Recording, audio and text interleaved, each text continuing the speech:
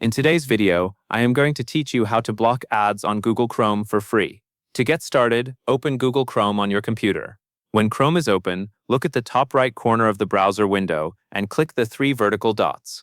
From that menu, move down to Extensions. When the Extensions option appears, select the Chrome Web Store. This will take you to the official store where Chrome extensions can be found and installed. Once you are in the Chrome Web Store, click into the Extensions section if needed. Then go to the search bar and type Adblock. After you search, you will see matching extension results. Find Adblock in the list, then click Add to Chrome. Chrome will usually show a confirmation pop-up before the extension is installed. This gives you a chance to review what is being added to your browser. Go ahead and confirm the installation so Chrome can add the extension for you.